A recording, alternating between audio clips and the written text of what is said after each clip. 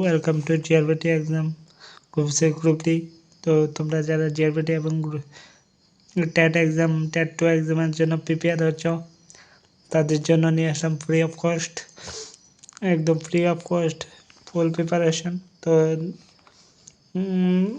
আজকে class number 42। গত ভিডিওতে আমি 41 ক্লাস দিয়ে দিয়েছি। তোমরা এগুলি কোশ্চেনগুলি লিখে রাখো, একদম খুবই ইম্পর্টেন্ট পরীক্ষার জন্য। তো আজকে দেখতে পাচ্ছ, আজকে দেখে নাও কোশ্চেনগুলি কীরকম হয়।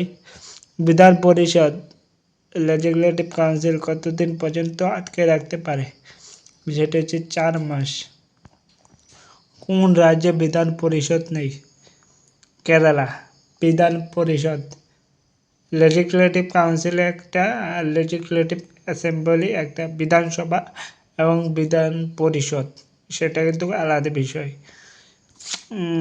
ভারতে কতগুলি হাইকোর্ট আছে? 25টি। সেটা 2022 অনুযায়ী 25টি হাইকোর্ট আছে। কত সালে দিল্লি হাইকোর্ট প্রতিষ্ঠিত? 1966 সালে দিল্লি হাইকোর্ট প্রতিষ্ঠিত হয়। কত সালে ভারতে প্রথম হাইকোর্ট তৈরি হয়েছে? 1862 সালে 1 জুলাই কলকাতা হাইকোর্ট প্রতিষ্ঠিত হয়।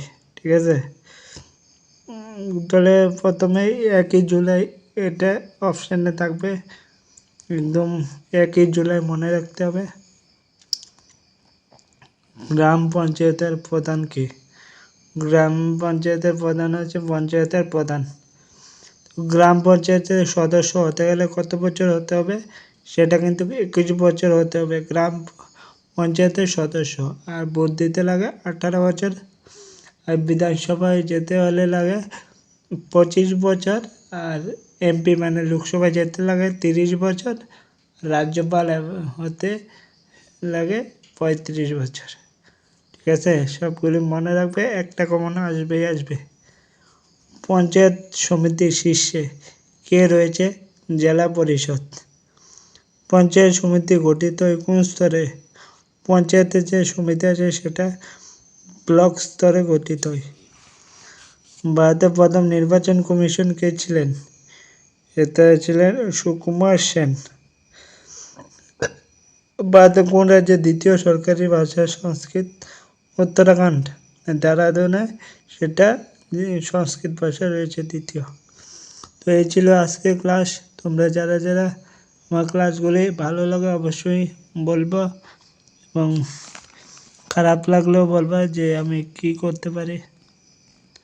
তো ভিডিওটি অবশ্যই ভালো লাগলে শেয়ার করে দেবে বন্ধুদের মাঝে। যারা জিআরবিটি এবং ট্যাট এক্সাম প্রিপেয়ার আছে তাদের জন্য এই ভিডিওটা। Thank you so much. আবারও নিয়ে আসবো কালকে একটি ভিডিও। তোমরা বন্ধুরা লিখে রাখো, একদম কমন আসবে। যেগুলি আগরতলা কোচিংয়ে গেলে 15,000 10,000 টাকা লাগে, সেগুলি আমি দিচ্ছি তোমাদের।